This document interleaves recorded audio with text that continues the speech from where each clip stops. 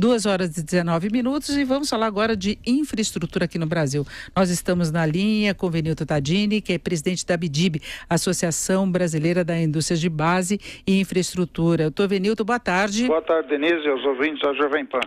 Doutor Venilton, a gente já está falando há bastante tempo sobre atrasos da infraestrutura aqui no país. Agora, mais recentemente, tem sido muito colocada a questão da insegurança institucional, que também não é novidade, mas se chega numa situação ainda mais complicada com proximidade das eleições, de não se saber ao certo qual vai ser o perfil do próximo presidente, como ele pretende encaminhar questões como concessões, privatizações, obras públicas. E lembrando que a infraestrutura foi duramente atingida pela interrupção das operações daquelas empreiteiras e mesmo da Petrobras envolvidas na Lava Jato, né? Perfeitamente. E esse tipo de questão, como você mencionou, relativa à insegurança jurídica, ela permeia pelo menos 3 tipos de problemas, né?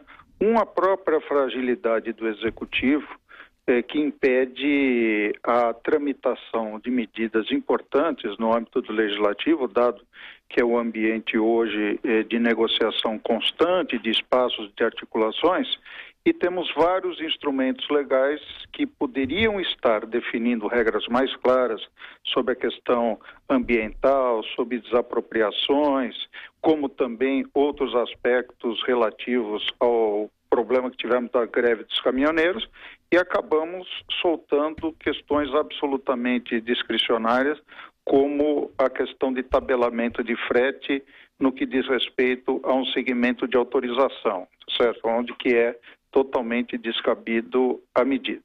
Além desses aspectos, essa fragilidade do executivo num momento de transição eleitoral, nós temos também ainda uma desconexão entre os chamados poderes da República, né? Então, reflete uma crise institucional. Não raramente nós vemos medidas do Legislativo sendo questionadas pelo Judiciário, ou mesmo ações do próprio Supremo, como, por exemplo, recentemente no caso de resíduos sólidos, tratando a questão referente a aterro sanitário, que é totalmente diferente de lixões irregulares, como áreas de não ambientalmente protegidas. Isso acaba, na medida em que se coloca a restrição para se fazer esses aterros em áreas ambientalmente protegidas, acaba criando um problema, principalmente no curtíssimo prazo, em relação à forma dos tratamento desses resíduos. Então, veja, questão de fragilidade política do Executivo, no momento de transição política, afeta medidas do Legislativo que deveriam estar andando, são medidas casuísticas que acabam saindo por acordos, como foi, por exemplo, a volta do aeroporto de Pampulha a praticar os voos internos em detrimento do que a portaria que existia no que diz respeito a essa proibição, porque foi feito na definição da concessão de confis e assim por diante. Isso vai criando um ambiente de incerteza que certamente se repercute no custo por essa incerteza e certamente vai para o cálculo do custo de oportunidade e do retorno do empreendimento. Então, isso é mais um fator que acaba por inibir a vinda até de investidores estrangeiros no segmento de infraestrutura. É importante ficar claro que não é apenas a questão da insegurança quando você lança um projeto, que há problemas ambientais, as disputas que chegam à justiça, falta de regulamentação, de uma condição prévia estabelecida com maior segurança, mas tem mudanças de regras do jogo. O senhor citou a questão, por exemplo, da greve dos caminhoneiros, você tem aqui as concessionárias, com confis. A questão de pedágio, não é? Exatamente, a questão do pedágio também. Por exemplo, no caso específico, se começa a questionar a possibilidade de se aprovar a cobrança de IPTU ao longo de rodovias e outras concessões, como ferrovias e tudo mais.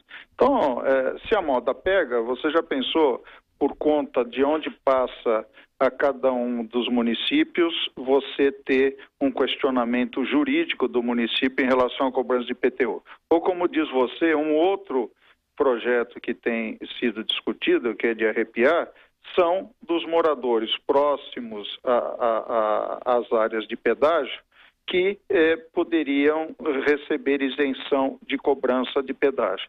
Então, é um cipoal de modificações, de incertezas, que acaba, sem dúvida nenhuma, tornando até o passado incerto, né?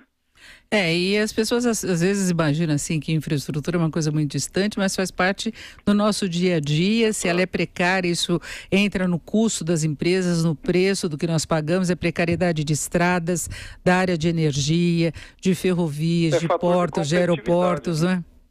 É fator de competitividade. Se espera, inclusive se coloca de uma maior abertura de natureza comercial, certamente isso, para se tornar possível num ambiente competitivo, é preciso também que o chamado custo Brasil, que envolve não só a questão tributária, mas também a questão dos custos de infraestrutura, seja de transporte, seja de energia e assim por diante, afeta a competitividade global da economia e, consequentemente, os produtos que são produzidos no país. Agora, a previsão é de investimentos aí na área de infraestrutura da ordem de 1,5% do PIB apenas este ano. É isso que é muito preocupante, porque nos 3 níveis de governo ocorreu uma redução significativa dos investimentos em infraestrutura. Com a PEC do teto, a possibilidade de ajuste são nos gastos discricionários. E o principal gasto discricionário é justamente o investimento. Então, isso vai nos trazer maior sequela do que o próprio desajuste fiscal no futuro. Porque, sendo fator de competitividade, vai evitar no futuro que a gente tenha uma recuperação da economia mais robusta e, consequentemente, a recuperação da receita tributária. Agora, o senhor vê alguma condição de o próximo governo conseguir acelerar os investimentos em infraestrutura, porque ele vai ter de lidar com o ajuste das contas públicas. Nós temos essa precariedade ainda do lado das empreiteiras, não é? Qual seria o caminho? Olha, eu acho que do ponto de vista de finanças públicas é preciso atacar de frente cerca de 270 bilhões de reais que existe hoje de gastos praticamente com incentivos, regimes especiais e tudo mais. Então nós temos sim, como também os próprios gastos de custeio, que nos últimos 3 anos houve crescimento real. Então não pode se fazer o ajuste todo em cima do investimento. Então, dizer que em situação da crise fiscal eu não tenha condições de fazer investimento, eu acho que tem sim, é questão de prioridade e definição política de se considerar o gasto com investimento público fundamental para a infraestrutura. Você veja, 1,5% do PIB, como você disse, desse gasto, 65% foi privado. Não existe país do mundo, seja da Ásia, da Europa, ou próprios Estados Unidos ou América Latina, que tenha já um nível de participação em alguns serviços como o Brasil tem. Agora, não existe nenhum desses lugares que eu mencionei a infraestrutura sem uma participação importante do Estado. Então, a participação do Estado é importantíssima, como é também a participação da iniciativa privada em situação de adversidade fiscal. Agora, é preciso se encontrar o lugar no orçamento. Isso é uma questão de natureza política. E, para isso, precisa efetivamente ter vontade política para resolver. Agora, aí não é questão política só por parte do governo federal, tem a questão do Congresso também, sim, porque nós temos alguns exemplos, como esse impasse agora em torno das distribuidoras de energia. Perfeitamente. Que o governo precisa fazer, caminhar esse processo, não tem como bancar distribuidoras deficitárias, quer passar para a iniciativa privada e o Congresso não avança com a regulamentação. É verdade, e também o próprio STF que tinha colocado a necessidade do instrumento legal para subsidiárias serem privatizadas. Então, é uma conjunção de situações que acabam efetivamente levando a gestão do orçamento a uma situação como a que nós vemos hoje, onde que o único ajuste, a variável de mais facilidade para se atuar, acaba sendo investimento. Para você ter uma ideia, nós saímos do governo federal de cerca de 80 a 85 bilhões em 2014 para cerca de 20 bilhões de investimento no orçamento da União. Se pegar nos outros níveis de governo, os governos estaduais aconteceu redução similar a esse nível, com exceção do estado de São Paulo. Então é muito preocupante, porque um grande estoque de ativos ainda de infraestrutura se encontram na mão do Estado.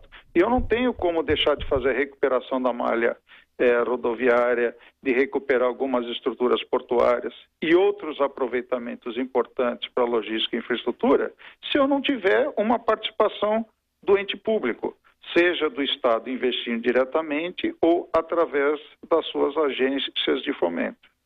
Ouvimos Venilton Tadini, que é presidente da ABIDIB, Associação Nacional de Infraestrutura e Indústria de Base. Doutor Venilton, muito obrigado, uma boa tarde. Obrigado, Denise, e aos ouvintes da Jovem Pan.